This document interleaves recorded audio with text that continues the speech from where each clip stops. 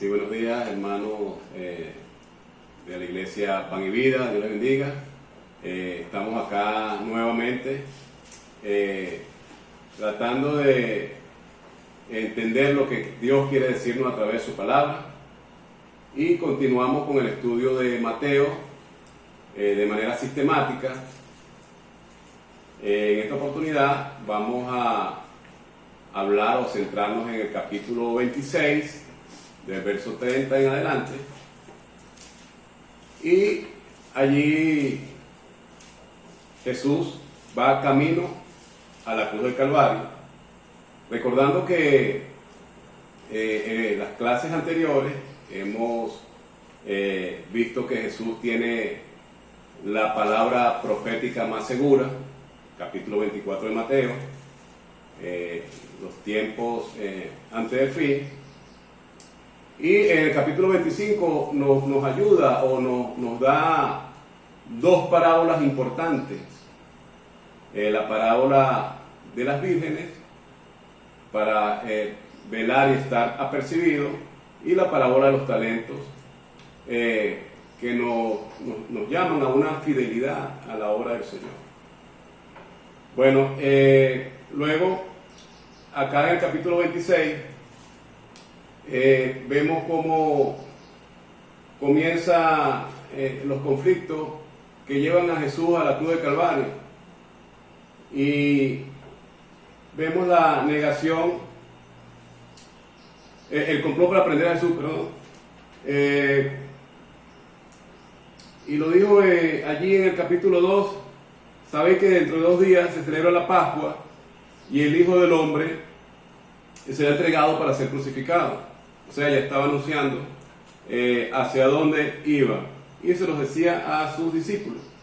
Luego es ungido en Betania con un aceite, un perfume de alabastro contentivo en un recipiente de alabastro. Ese perfume era de gran precio para la unción del Señor, preparándolo para su muerte. Y luego Judas ofrece entregar a Jesús por 30 piezas de plata. Luego entramos a la institución de la Cena del Señor, donde entra el nuevo pacto, la sangre de Cristo derramada para remisión de los pecados. Bueno, le damos gracias a Dios por su bendita palabra, y hoy vamos a estar ubicándonos en el capítulo 26, verso 30 de la palabra de Dios, y vamos a estudiar 3 puntos importantes en este estudio. Jesús anuncia la negación de Pedro, Jesús ora en Getsemaní, y el arresto de Jesús. Vamos a estar leyendo allí el verso 30 hasta el 35. Este es el primer bloque. Jesús anuncia la negación de Pedro. Y leo la palabra: oración del Padre, Hijo y Espíritu Santo. Y cuando hubieron cantado el himno, salieron al monte de los olivos. Entonces Jesús les dijo: todos vosotros os escandalizaréis de mí esta noche, porque escrito está: heriré al pastor y las ovejas del rebaño serán dispersas. Pero después que haya resucitado, iré delante de vosotros a Galilea. Respondiendo Pedro le dijo: aunque todos se escandalicen de ti, yo nunca me escandalizaré.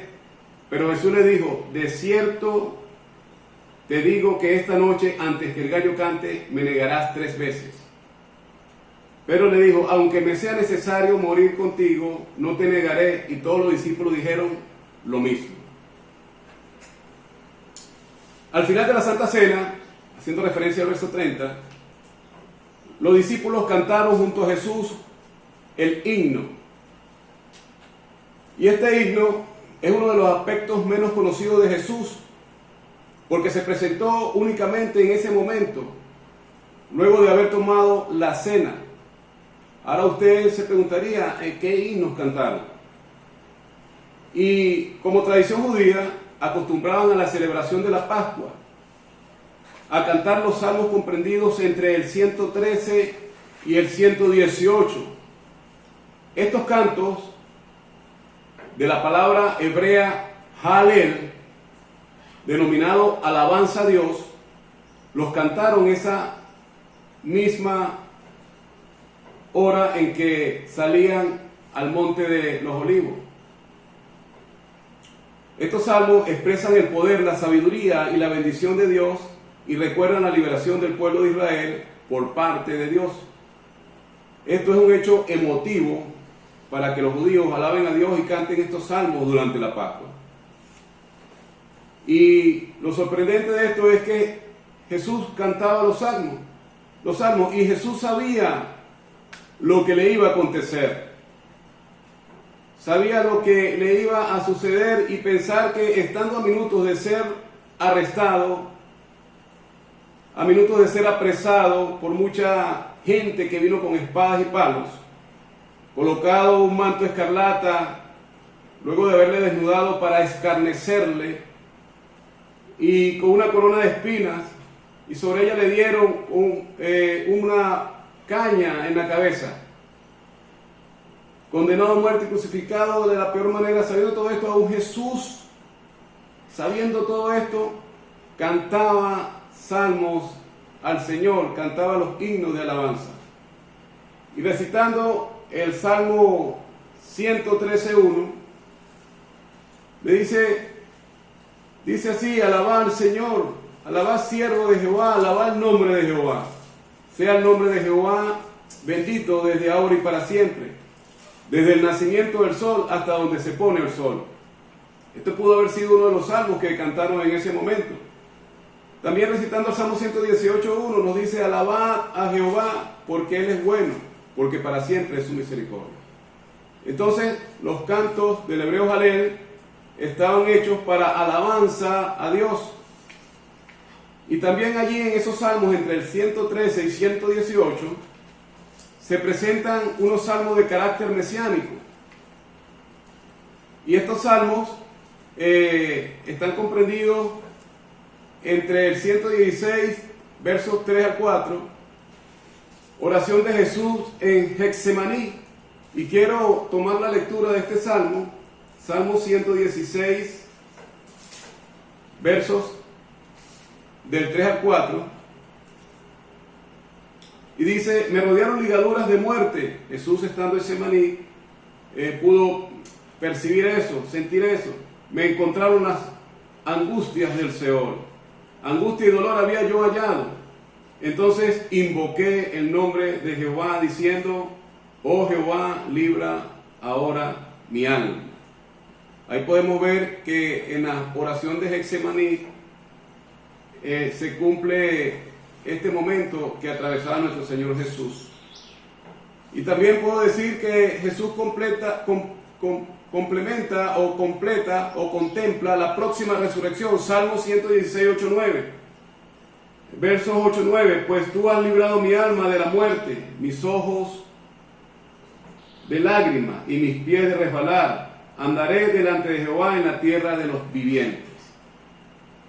Entonces, estos salmos tienen un carácter totalmente mesiánico. Continuamos aquí con el verso 31. Entonces Jesús dijo: todos vosotros os escandalizaréis de mí esta noche, porque escrito está: heriré al pastor de las ovejas y serán dispersadas. Jesús dice a sus discípulos que ellos se iban a escandalizar de él esa noche. Y esta palabra escandalizar significa que lo iban a abandonar sus discípulos. Se iban a apartar de él esa misma noche. Se iban a derrumbar las esperanzas que tenían puestas en el Señor. Como lo dijo Pedro en una oportunidad: ¿a quién iremos?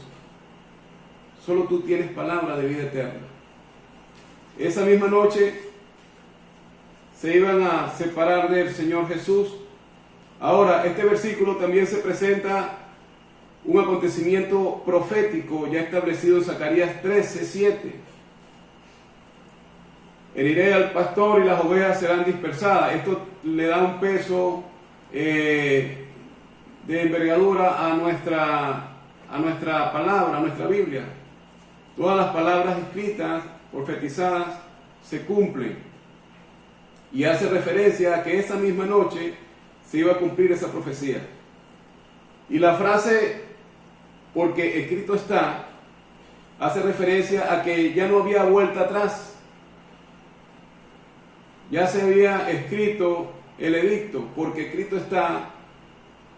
Jesús iba a la cruz en obediencia a lo que de él estaba escrito en la ley de Moisés, en los profetas y en los salmos. Y podríamos recitar Isaías 53, varón de dolores, sufrido. Allí todos los eventos que acontecen a Jesús están profetizados en Isaías 53. Verso 32. Pero después que haya resucitado, iré delante de vosotros a Galilea. Jesús continúa hablando en tiempo futuro. Iré delante de vosotros a Galilea. Pero ya en 3 oportunidades Jesús había anunciado su muerte y resurrección. Y cito allí Marcos 8:31. Marcos 8:31 está uno de los anuncios que da Jesús a sus discípulos. Dice así la palabra: y comenzó a enseñarles que era necesario que el Hijo del Hombre padeciese mucho y ser desechado por los ancianos, por los principales sacerdotes y por los escribas, y ser muerto y resucitar después de 3 días. Y también, si cito también el verso, el capítulo 9:31 del mismo libro de Marcos, también nos habla nuevamente de lo que le iba a acontecer al Señor Jesús, porque enseñaba a sus discípulos y le decía: el Hijo del Hombre será entregado en manos de hombres y le matarán, pero después de muerto resucitará al 3er día. Y así igualmente el 10:33 y 34. He aquí, subimos a Jerusalén y el Hijo del Hombre será entregado a los principales sacerdotes y a los escribas, y le condenarán a muerte y le entregarán a los gentiles. Ya Jesús entonces lo había anunciado en 3 oportunidades a sus discípulos para que ellos tuvieran la esperanza gloriosa de la resurrección, para que ellos puedan ya haberse dado una visión de lo que iba a acontecerle al Señor Jesús, y el Señor Jesús se lo recalcó en 3 oportunidades para que no se les olvidase. También le da una instrucción: iré delante de vosotros a Galilea. Este iba a ser el lugar de reencuentro con el Señor. Y fue necesario acordarle a los discípulos por medio de un ángel, este reencuentro.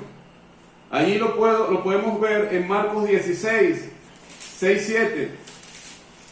Fíjese que Jesús lo anunció 3 oportunidades que iba a resucitar, pero aún así se los volvió a recordar a través de un ángel en el momento de su resurrección. Dice allí el verso 6: mas él les dijo. ¿Quién le dijo? El ángel. Mas él les dijo. ¿Y a quién se lo dijo? Se lo dijo a María Magdalena, a María la madre de Jacobo y a Salomé: no os asustéis. ¿Buscáis a Jesús de Nazaret, el que fue crucificado? Ha resucitado, no está aquí. Mirad el lugar en donde le pusieron. Pero y decí a sus discípulos y a Pedro que iba delante de vosotros a Galilea. Allí le veréis como os digo. Entonces, hay 4 oportunidades que el Señor le insta a los discípulos a que tuvieran presente eso, y se lo recordó. Y luego, cuando hablamos de Galilea, Galilea fue el lugar donde Jesús comenzó su ministerio. Allí podemos ver en Mateo 4:17 que Jesús comienza su ministerio exactamente allí en Galilea. Jesús principia su ministerio en Galilea. Desde entonces comenzó Jesús a predicar y a decir: arrepentidos, porque el reino de los cielos se ha acercado. Entonces ese era el reencuentro, pero ya no de un Cristo que andaba en la tierra predicando, sanando enfermos, sino que era un Cristo ya resucitado. Y este es el mensaje que quería él hacerle saber a sus discípulos, que había la resurrección de entre los muertos. Vamos al verso 33 al 35. Respondiendo Pedro le dijo: aunque todos se escandalicen de ti,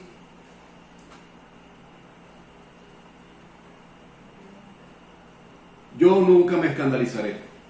Jesús le dijo: de cierto te digo, esta noche, antes que el gallo cante, me negarás 3 veces. Pedro le dijo: aunque me sea necesario morir contigo, no te negaré. Y todos los discípulos dijeron lo mismo. Aunque todos los discípulos hayan dicho lo mismo, en Pedro había una autoconfianza, una autosuficiencia. Y él lo dijo: yo no me escandalizaré. Y esto lo lleva luego a caer en su debilidad, sin la dependencia de Jesús. Él afirmó: aunque sea necesario morir contigo, no te negaré. Y terminó negándolo 3 veces. Prácticamente Pedro podría haber dicho que las escrituras para él estaban equivocadas. Él no aceptaba lo que le iba a pasar a Jesús. Entró en desacuerdo. Yo no me escandalizaré. Cuando el mismo Señor ya lo había dicho. Yo no te voy a abandonar. Así diga la escritura que las ovejas serán dispersas, yo no te voy a negar. Pedro tenía esa autoconfianza. Pero fue débil y falló lo que pensaba de él. Entonces, ¿cómo quiere decir? Ellos se escandalizaron, pero yo no. O ellos se escandalizarán, pero yo no. Y para comprender el carácter de Pedro, podríamos estudiarlo a la veracidad de la palabra. Y Pedro fue el primero que aparece en la lista de los 12 apóstoles, líder y vocero de los 12 apóstoles. Siempre le hacía preguntas a Jesús que representaban las preocupaciones de los demás discípulos. Aparece entre el círculo más íntimo de Jesús, con Pedro, Jacobo y Juan, hijo de Zebedeo. En algunas ocasiones fue osado, en algunas ocasiones se acobardaba, y en otras se mostró interesado. Y quiero tomar un verso por lo menos acá, en el momento que se mostró interesado, Mateo 19, 27. Mateo 19, 27.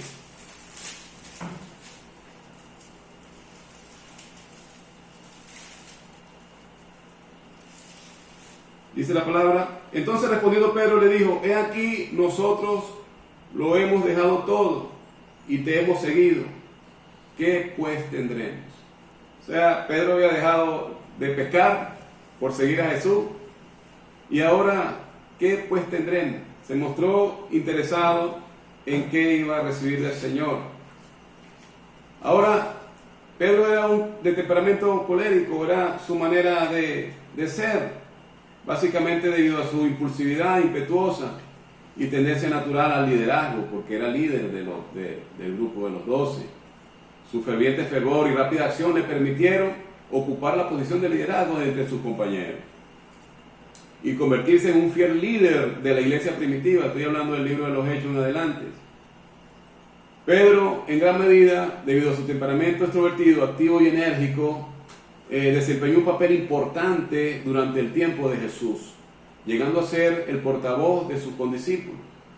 Y más aún, después de Pentecostés, Pedro, lleno del Espíritu Santo, ahora con su temperamento controlado por el Espíritu Santo, ejerce una gran influencia en el avance de la iglesia primitiva. Por último, nos deja una gran enseñanza espiritual. Dios toma a los hombres tales como son, con las características humanas de su carácter, y los prepara para su servicio. No son elegidos porque sean perfectos, no, sino a pesar de sus imperfecciones, mediante el conocimiento y la práctica de la verdad, que es la palabra de Dios, y por la gracia de Cristo, los hombres pueden ser transformados a la imagen y semejanza de nuestro Señor. Vamos al punto 2. Jesús ora en Getsemaní. Siguiendo con el estudio de Mateo 26.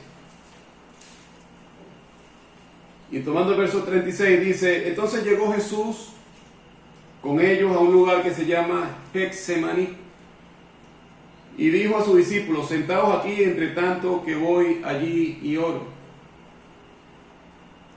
Y Getsemaní es el nombre geográfico que representa el lagar de Olivo, y era un huerto ubicado a las afueras de la ciudad de Jerusalén, al pie del monte de los Olivos, donde se cosechaban aceitunas para la extracción de aceite de olivos. En un Getsemaní. Ese es el nombre del Getsemaní. Getsemaní es una prensa de olivos. Y era el lugar que frecuentemente Jesús solía visitar con sus discípulos. Era el lugar donde se encontraban para orar y tener esa comunión con el Señor. Y Judas muy bien lo sabía que allí era donde se reunían. Y más adelante vamos a ver cómo Judas dirige a la turba hacia allá, la turba que va a tomar a Jesús y lo van a arrestar. Entonces este lugar es donde Jesús lidera la batalla definitiva contra el pecado que asedia a la humanidad. Allí hay una lucha espiritual en el monte de Getsemaní. Y la batalla que nosotros libramos no es con espada, sino de rodillas al Padre. Jesús nos deja esta enseñanza en medio de la aflicción. Y lo primero que debemos hacer en medio de la aflicción es orar al Padre,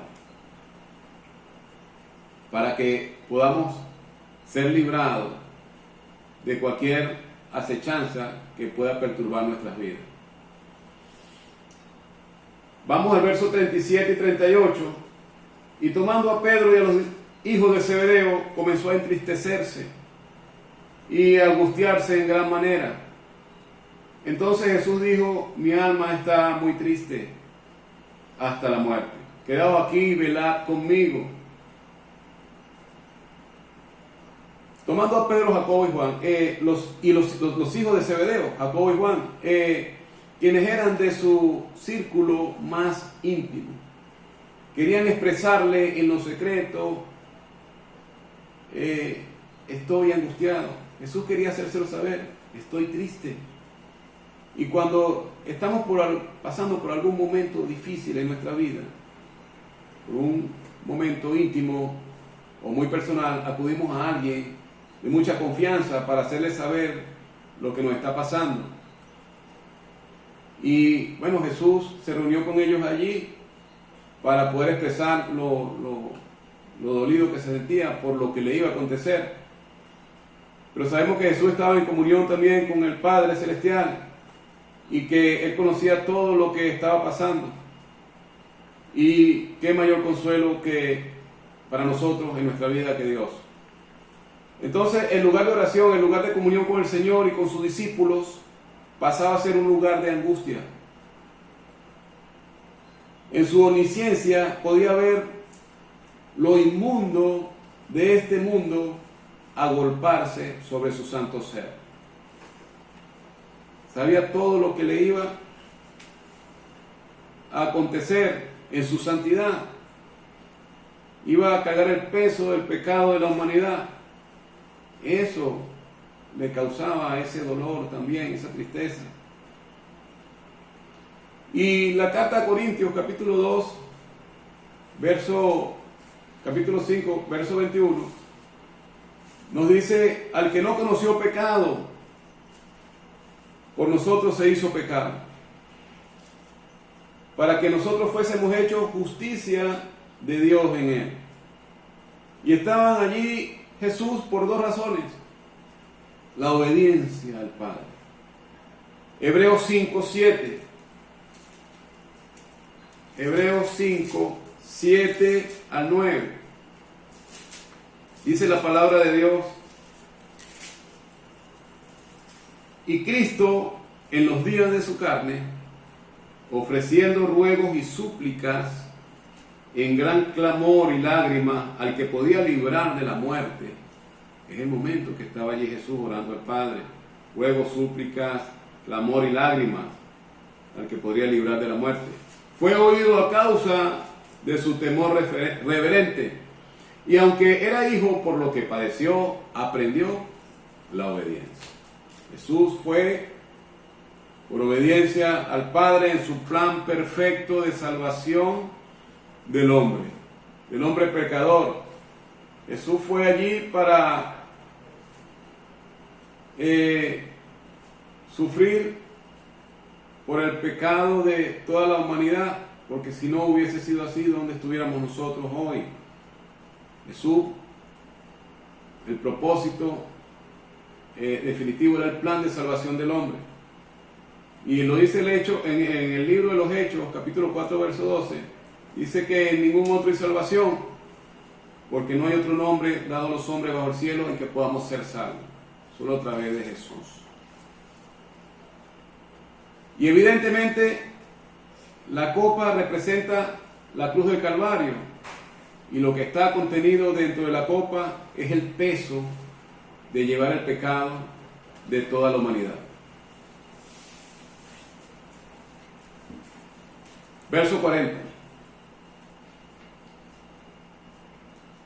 Seguimos en el estudio. Viendo luego a sus discípulos, los halló durmiendo y dijo: Pedro, ¿así que no habéis podido velar conmigo una hora? Al regresar Jesús de la oración, los halló durmiendo, y los discípulos estaban espiritualmente apagados. No querían orar.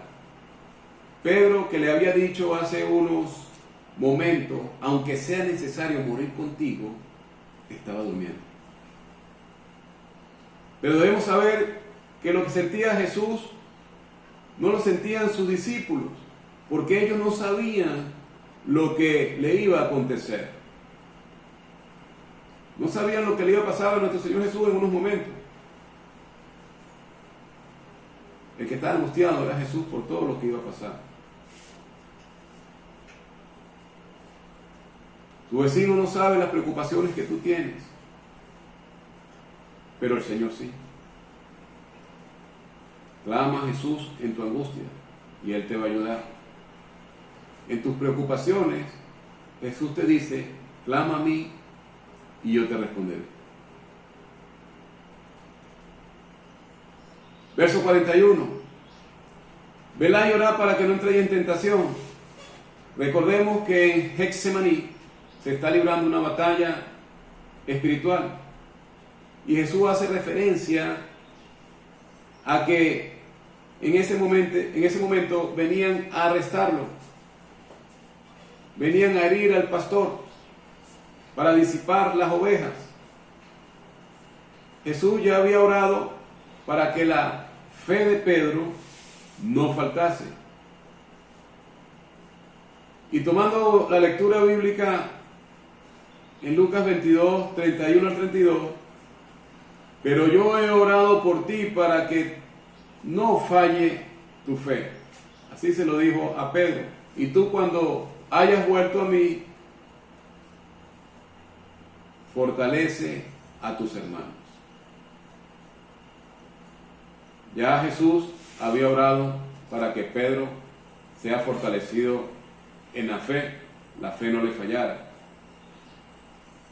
Pero más adelante vamos a ver lo que le aconteció a Pedro en base a la tentación. Debemos traer a la memoria la tentación de Jesús en el desierto, y podemos ver un escenario en Getsemaní como un paralelo a lo acontecido en ese lugar.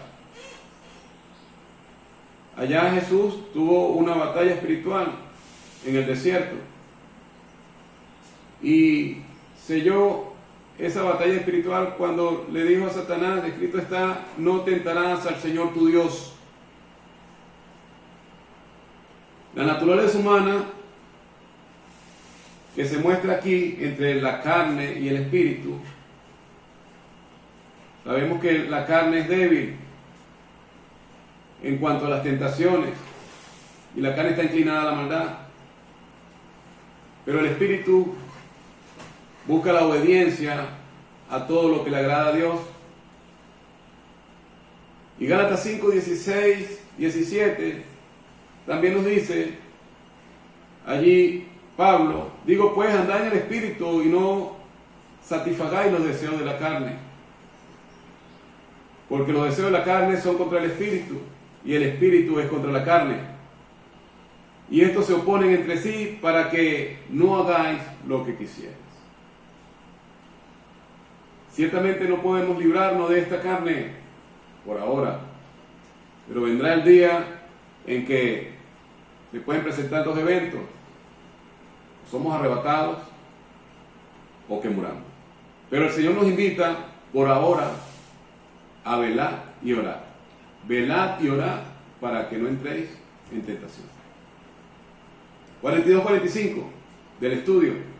Otra vez fue y oró por segunda vez diciendo: Padre mío, si no puedes pasar de mí esta copa sin que yo la beba, hágase tu voluntad. Vino otra vez y los halló durmiendo, porque los ojos de ellos estaban cargados de sueño, y dejándolos se fue de nuevo y oró por tercera vez, diciendo las mismas palabras. Entonces vino a sus discípulos y les dijo: dormid ya, descansad, he aquí ha llegado la hora. El Hijo del Hombre es entregado en manos de pecadores. Levantaos, vamos, ve, se acerca el que me entrega. Literalmente Jesús tenía la copa dada por el Padre en su mano y comienza a bebérsela. Después de orar por tercera vez diciendo las mismas palabras, la decisión fue tomada por el Padre.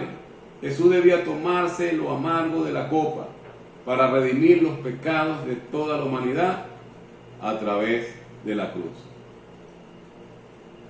Y vemos cómo Jesús mandó a descansar a sus discípulos. Y me trae a colación el capítulo 23 de los Salmos, verso 2. En lugares de delicados pastos os hará descansar. Allí, en medio de esa angustia, Jesús hizo que sus discípulos descansaran por un rato, mientras él estaba angustiado. Y bueno, vemos que Jesús tiene control de todas las cosas. Diferentemente la situación por la que estaba pasando, él tenía control de todo lo que le iba a acontecer y pudo darle confianza a sus discípulos. Ahora pasamos al tercer punto, el arresto de Jesús. Verso 47. Mientras todavía hablaba, vino Judas, uno de los 12, y con él mucha gente con espadas y palos de parte de los principales sacerdotes y de los ancianos del pueblo. Vean que comienza la batalla campal ya, el arresto de Jesús, viene la turba a hacer su estrago. Y Judas direccionó a esta turba hacia ese lugar porque era el lugar donde se reunían de continuo a orar. Y duele ver cómo Judas traiciona a Jesús. De esta manera podemos ver que ya se evidenciaba la traición de Judas. Del verso 48 al 50 dice: y el que le entregaba les había dado señal diciendo: al que yo besare, ese es, prendedle. Y enseguida se acercó a Jesús y dijo: salve, maestro. Y le besó. Y Jesús dijo: amigo, ¿a qué vienes? Entonces se acercaron y le echaron mano a Jesús y le prendieron. Ya Judas había salido en la oscuridad de la noche en la institución de la cena. Se había rebelado contra el Señor al negociar su entrega por 30 piezas de plata, al ir hacia los principales para notificarle dónde se encontraba Jesús. a dirigirse a una turba donde estaba Jesús, finalmente a saludar al maestro y sellar la traición con un beso hipócrita. Aún así, Jesús no dejó de mostrar amor hacia Judas, llamándole amigo. ¿A qué vienes? Arrestado sin dificultad para ser juzgado y condenado por pecadores, porque así estaba escrito. Y vamos al verso 51 y nos dice, ya casi finalizando el estudio: pero uno de los que estaban con Jesús extendió la mano, sacó la espada e hirió al siervo del sumo sacerdote y le quitó la oreja. El libro de Juan 18:10 asevera que fue Pedro el que tomó esta acción. Y podemos ubicarlo acá, 18:10. Entonces Simón Pedro, que tenía una espada, la desenvainó e hirió al siervo del sumo sacerdote y le cortó la oreja derecha. Y el siervo se llamaba Malco. Ya Jesús había alertado en oración: velad y orad para que no entréis en tentación.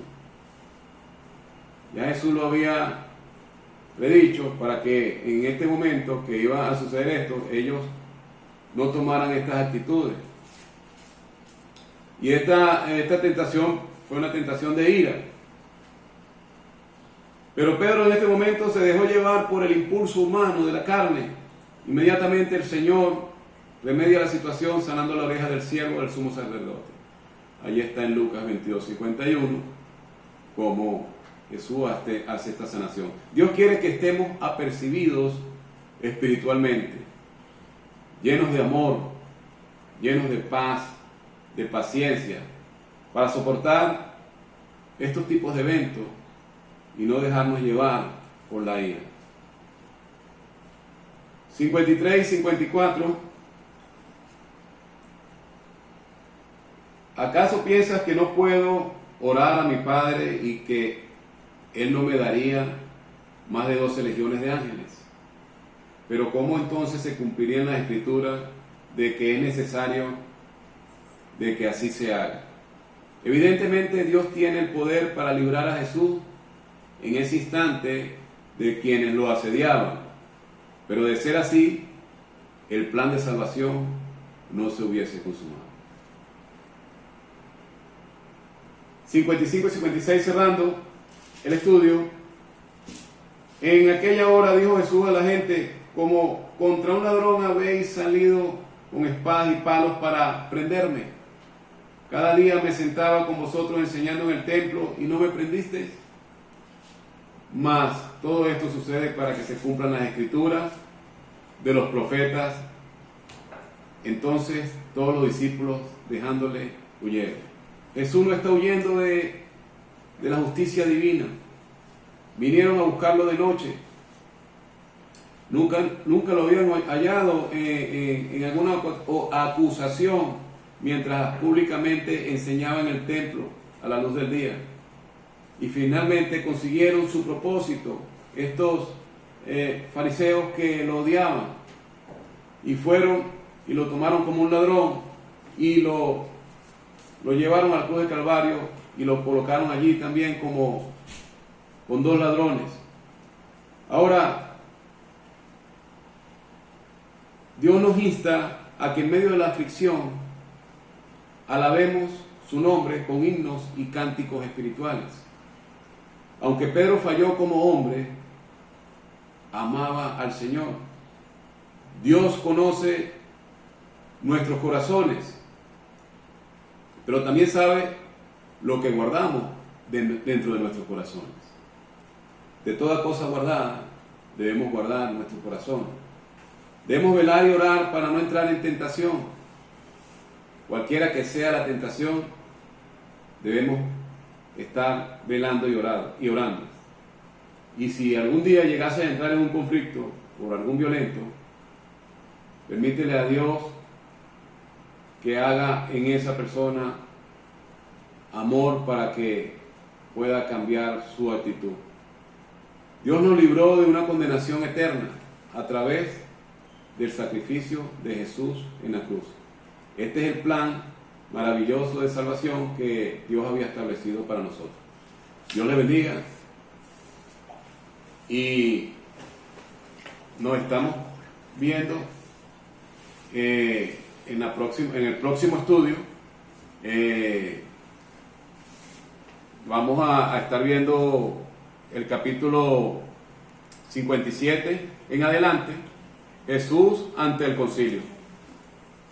Y el pastor estará anunciando los nuevos estudios. Termino orando. Padre Celestial, te damos gloria y honra en esta tarde por tu gran misericordia y gran amor mostrado a través del sacrificio hecho en la cruz del Calvario. Te damos gracias, Señor, porque hoy somos redimidos por la sangre de Cristo. Dios mío, ahora te pido en oración que los que aún no han conocido el camino de salvación, puedas tú enviar a alguien y que esta persona lleve el mensaje de salvación para que esta persona pueda ser también salva a través de ese amor que tú mostraste en la cruz del Calvario por cada uno de nosotros. Dios mío, te damos gracias por tu palabra, que es viva y es eficaz. Gracias por esta oportunidad que tenemos de poder seguir enviando el mensaje de tu palabra. No importa las condiciones ni las situaciones que estén aconteciendo en esta nación.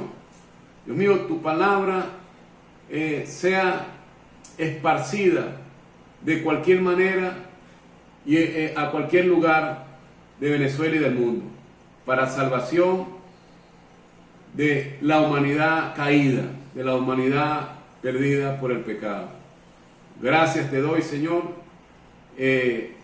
por mis amados hermanos en Cristo, de la iglesia Pan y Vida, y seguimos adelante, Señor, transmitiendo estas palabras de vida eterna. Gracias, Dios mío, bendito sea tu nombre. En el nombre de Cristo Jesús, amén.